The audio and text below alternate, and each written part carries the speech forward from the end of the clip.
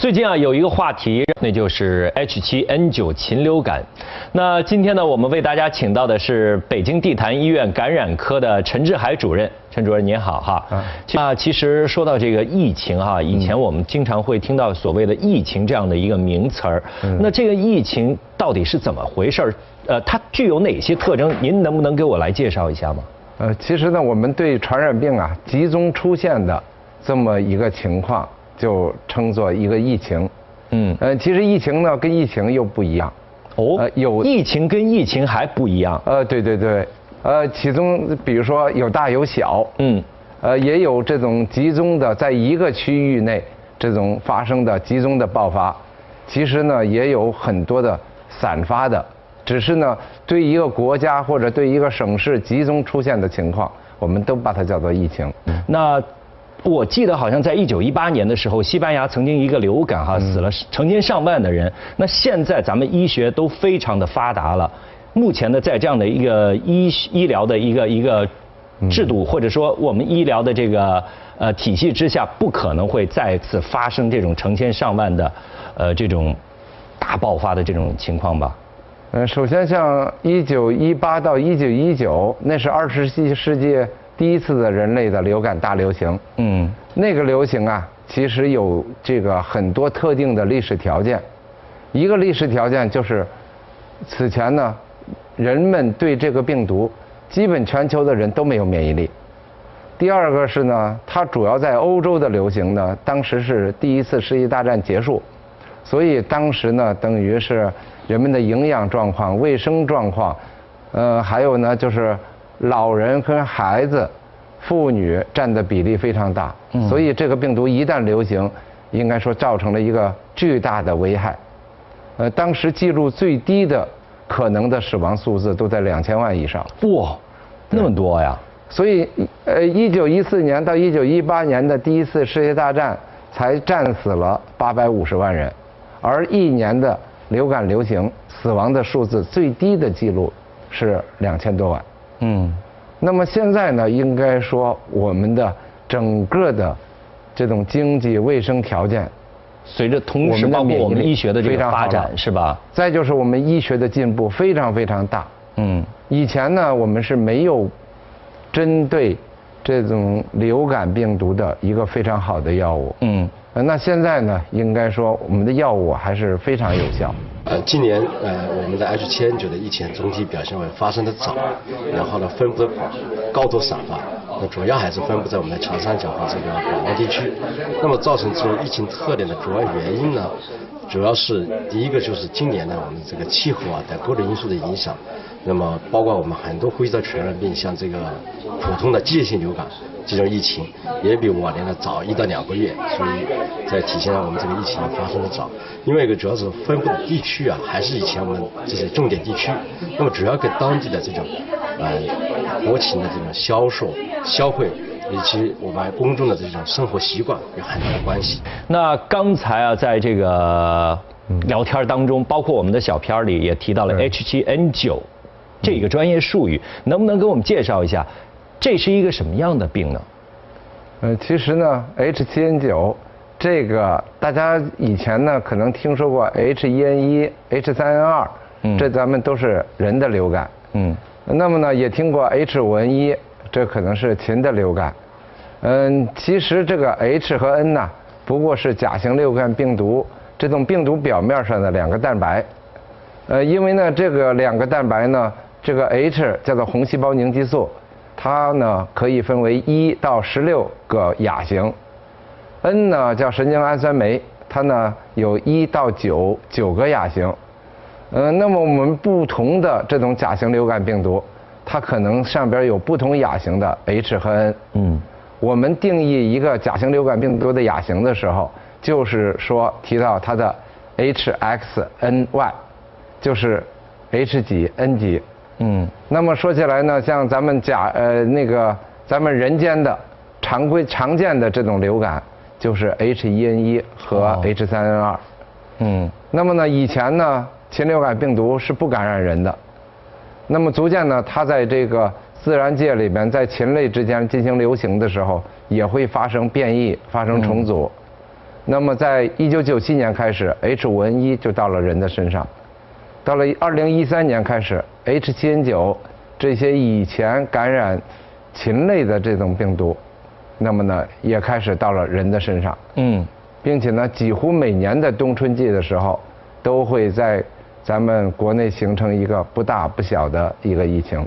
那刚刚咱们了解到了这个 H7N9啊，它原来是在禽类之间啊互相传染，那么现在呢已经可以传染到人类的这个身上了。那对于我们人类最大的危害是什么呢？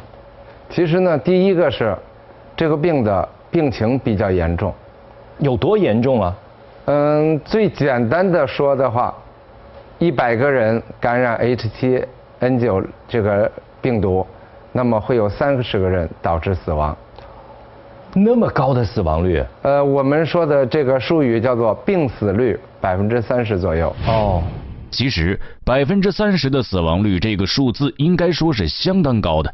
当年造成大面积疫情爆发的 SARS 死亡率也仅仅只有5%。也正是因为这种高死亡率，造成某些谣言开始在社会上广为传播。最近呢，大家对于这个病毒的恐慌可能确实不小。那么接下来呢，我们接着来看一个小片。最近有消息称，一男子因吃大盘鸡感染禽流感病毒。该消息将该患者的姓名、年龄甚至抢救医生等多个信息包含在内，十分的详尽。而随着这条信息的传播，能感染 H7N9 病毒的传染源也是越来越邪乎，出现了泡椒凤爪、鸭脖不能再吃，甚至出现了穿羽绒服也要小心的消息。那么这些消息是真的吗？我们真的连羽绒服都不能穿了吗？看了刚才这个短片啊，我不知道陈主任是不是跟我有一样的这样的一个感受哈？这个以后大盘鸡啊、什么白切鸡啊、羽绒服啊，我也不敢穿了。这有没有那么夸张？您觉得？没有。首先，这个 H7N9 本身呢，现在感染的人数其实还是比较的少。那么感染这些病人的特征啊也比较明显，所以我们自己呢应该说有一个警惕性，避免自己感染这个病毒。但是呢，也不用说草木皆兵。现在呢，就是所有的像超市里边的这些冰鲜的或者冷冻的这些鸡呀、鸭呀，甚至已经做熟的这样的各种的肉类制品，其实都是非常非常安全。没有一个病人是因为接触这些东西感染的。那么这些谣言究竟是如何出现的呢？前段时间，浙江警方逮捕了2名涉嫌在网上发布谣言的犯罪嫌疑人。调查发现，犯罪嫌疑人刘某在社交软件上发布内容为慈溪首例 H7N9 甲型禽流感已爆发，患者是某某领班，请大家不要接近他，有接触过的立刻到医院检查。目前他已经被送往43医院进行隔离的消息。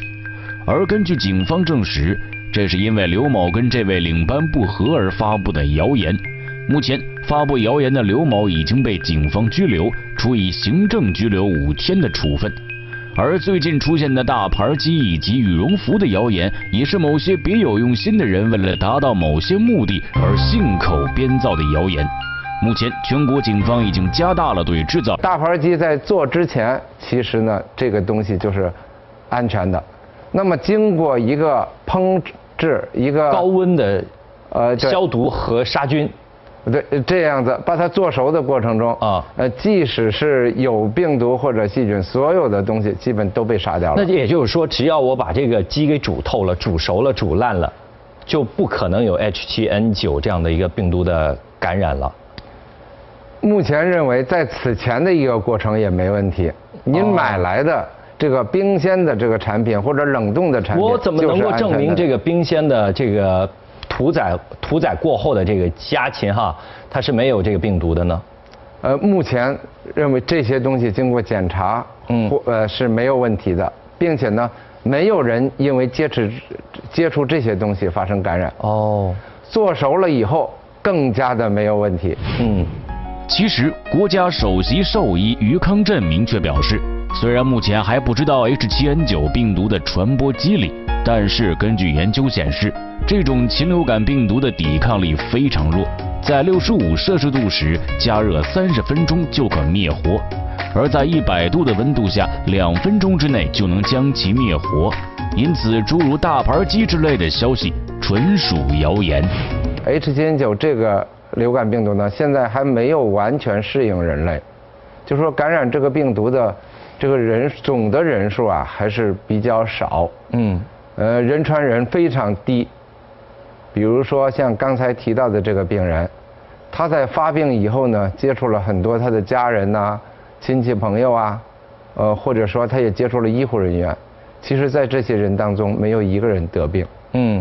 这说明一个什么问题呢？这个 H7N9 禽流感病毒，在人和人之间的传播还非常之低。那为什么就这个人他容易得了呢？而其他的有些人就不容易得呢？现在首先呢，我们认为 H7N9 感染人呢，还是说与活禽的宰杀是有关系的，与这样的一个市场，与咱们目前有一些人喜欢吃现场宰杀的禽类，这么一种生活方式有关系。所以现在呢，我们有80%左右的病人，就是有证据证明这个病人在发病之前是接触过活禽宰杀的。那么人跟人之间呢，其实就是传播就非常低。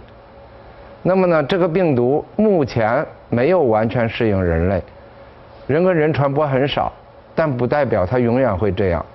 所以呢，我们也现在就应该就是说非常严格的去防控这个 H7N9这个疫情，使更少的人感染。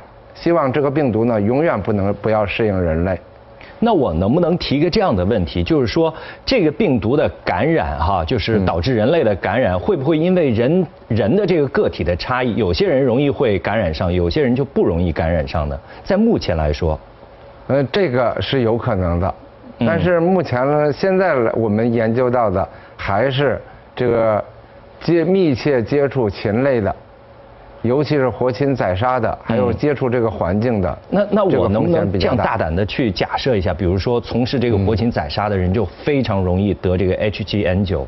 这个也不一定。也不一定。对，现在呢，我们更多的病人是来自于您直接去接触这个活禽宰杀这样的一些中老年人比较多。中老年人比较多。对。那小孩呢？孩子也有，但是呢，这个比例比较低。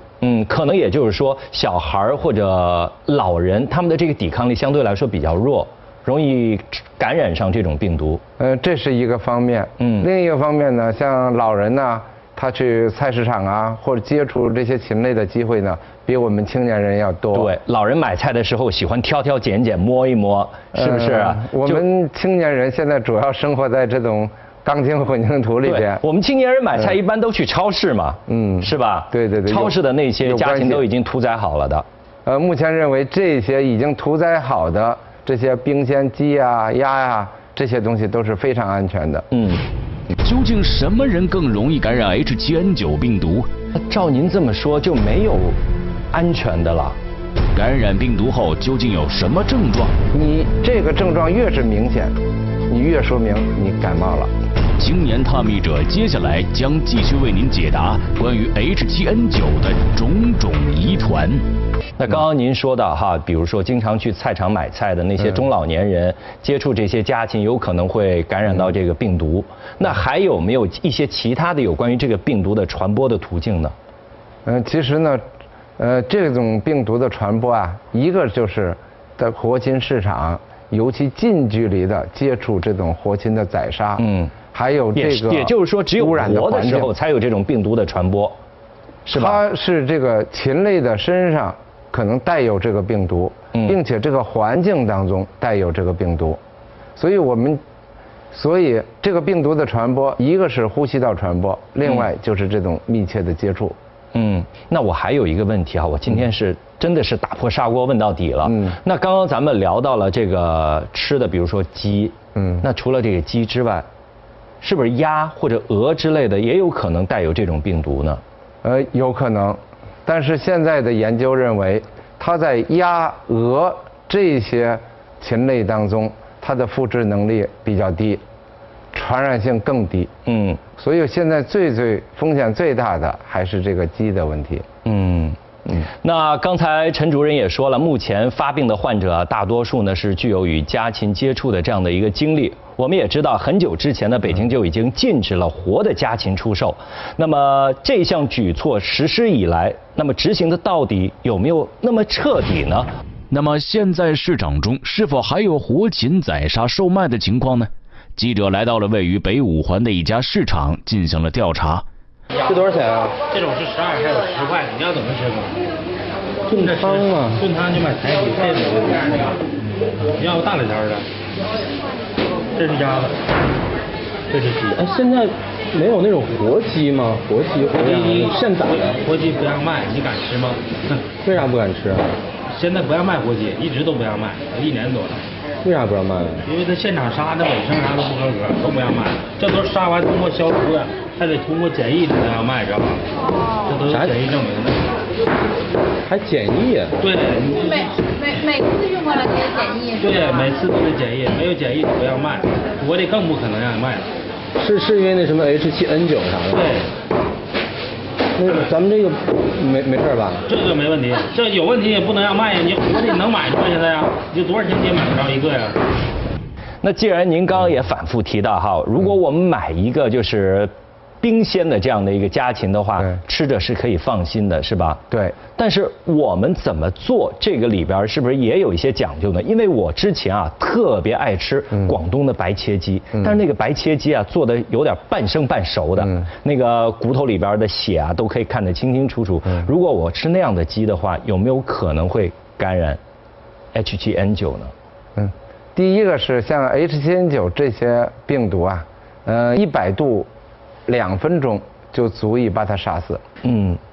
那么现在呢，我们主张吃煮熟的、煮透的这样的食物，干脆我就煲汤了。煲汤我就反复的煮嘛。现在认为白切鸡也是安全的。也是安全的。对。那什么样的人感染了这种病毒会显得更加的危险呢？我们认为呢，有5类人要感染 H7N9 以后，他可能会更严重。一个是老年人，60岁以上的，再一个，孩子，比如说5岁以下的，或者像孕妇，尤其是比较大月份的孕妇，还有呢就是有基础病的人，比如说他有慢性肺病、慢性肾病，心脏的疾病，或者说糖尿病、高血压一系列的比较严重的一些问题，这是有基础病的。另外呢，就是肥胖的人也风险比较大。为什么呢？为什么这肥胖的人风险会那么大呢？目前看的话，肥胖的人，那么在年轻人当中感染 H7N9，哪怕是感染 H1N1 这种季节性的流感，那么它的风险也会比较大，也会导致死亡的情况。那照您这么说，就没有安全的了？其实像主持人这个身材的人是没问题的。为什么呢？我是属于什么样的身材啊？您的身材是那个什么比较适中的。我们说有这个 BMI 在30以上的人，就是明显肥胖的人。我21还是22？太标准了。那么呢，肥胖的人感染这个甲型流感病毒，整个的甲型流感病毒，不管是人的流感还是禽流感病毒，其实都可能会更严重。其实目前出现的 H7N9 禽流感病毒虽然致死率很高，但是传播能力并不强，特别是在人与人之间的传播能力更低。所以要想避免感染这种病毒，只要避开与活禽接触的场所就行了。而从市场上、超市里买回的已经宰杀好的禽类，全部都是通过防疫部门检疫的，可以放心使用。如果您实在心里过不去，只要保证烹调温度达到70度以上就完全没问题。另外，适当的增加运动，增加机体的免疫力，对于预防非禽流感的病毒也是很有帮助的。那您刚刚也提到了哈，这个禽流感这个病毒，它发病的时候可能跟我们平时感冒的那个症状差不多。那如果说我一个成年人在家突然这2天，打喷嚏了，或者说我有点流鼻涕了，我怎么来区分自己到底是感冒呢，还是感染了这个禽流感病毒呢？在我们眼里，感冒跟流感或者禽流感是完全不同的病。但是他们的症状是一样的吧？不一样，症状也不一样。对，那所以我们一眼就能看出来，来，您是得了一个感冒，还是得了一个流感或者禽流感。你像你如果是感冒的病人，那感冒是什么？就是一个上呼吸道感染。对，上呼吸道呢，你的症状集中在你的鼻子、你的咽部。对，嗓子疼，有时候那些打喷嚏、流鼻涕，这些造成了一些不舒服，甚至有点低烧。那么你这个症状越是明显，你越说明你感冒了。其实呢，你的体力、精神、食欲各方面都还可以。那么你的不舒服更多的来自于打喷嚏、流鼻涕。对，我们说清鼻涕横流。对，用很多纸巾，这种情况典型的感冒，没有问题。那禽流感呢？我们说流感或者禽流感，第一个是它的这些打喷嚏、流鼻涕的症状呢，常常不是很明显，反而是全身症状很重。第一个是高烧，第二个是头痛、肌肉酸痛、周身不适，乏力、食欲下降。举一个例子吧，现在派您去，做一项任务，马上出差。如果你感冒了，你会觉得我鼻涕横流，但是我精神、食欲、体力还可以。对，我还能带病坚持工作。对，这个你能带病坚持。如果你真正得了一个流感或者禽流感这一类的，你会觉得早晨起来没有肌肉酸疼。然后没劲儿，无精打采的。对。然后呢，感觉整个人病殃殃的，对于什么都，比如说吃也没胃口，然后比如说我要强打着精神来工作，我又觉得我可能应付不了。对，你的体温呢可能到38.5度、39度或者更高。所以这个时候呢，您即使吃了一些退烧药，体温短时间下降，但是2个小时以后、3小时之后，你的体温又明显的上升。那如果说我遇到了这些症状的时候，我该怎么办呢？赶快去医院。赶快去医院，挂哪个科呢？那么呢，一般来说要告发热门诊是最合适的。您自己戴一个口罩，既可以防止你的病毒传染给别人，也可以防止呢其他的人有病毒传染给你。专家提醒，如果您出现了诸如高烧不退、浑身乏力等症状，应该及时到医院就医，千万不能拖延时间。在就医时需要佩戴口罩。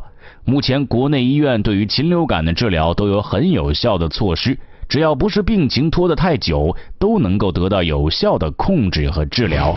现在呢，咱们这个 H7N9 这个疫情已经明显的下降了。跟咱们政府采取的这种有力的一个控制的措施是有关系的。现在呢，只要是在一个市场或者一个县市里边，这个出现了 H7N9 这个病例的情况，那么现在呢，它活禽的宰杀基本上都被禁止了。那么这个措施其实非常有效。也有个别的消费者不是特别理解。对。但是喜欢吃这种生猛的、比较新鲜的、活的，就觉得特别新鲜。我觉得改变这个生活方式，我们要认识到这个冰鲜的产品与这种当场宰杀的产品，其实它的差异没有想象的那么大。那最后呢，我还有一个问题啊，对于我们很多的这个电视机前的观众朋友们来说，是我们应该用一种什么样的心态来面对 H7N9？首先呢，我们知道 H7N9呢，它对人类是个很大的威胁，我们防控它特别重要。更少的人得病，也意味着这个病毒更能更难适应人类。那么造成人跟人传播的可能性就更小，所以我们必须对它特别的重视。另外呢，现在这个病是可防可治的，那么我们只要是避免刚才说的流行病学上的这些情况，我不去有活禽宰杀的地方，我不接触这些东西，几乎就不会发生这种感染。那么如果要是发生了任何的流感、禽流感的这种早期症状，及时的去医院，我们也可以防止这个病呢它加重，更能避免这个死亡。所以我们对这个病呢完全没有必要恐慌。相信通过陈主任的介绍，大家对于这种病毒呢已经有了一定的了解，而且咱北京市的防疫部门呢已经对北京市有可能出现的疫情进行了有效的防范。所以大家呢还是按照咱们陈主任刚刚说的注意做好必要的防范措施，这日子该怎么过您还怎么过，踏踏实实的。好了，感谢陈主任，也感谢电视机前的观众朋友，我们下期节目再见。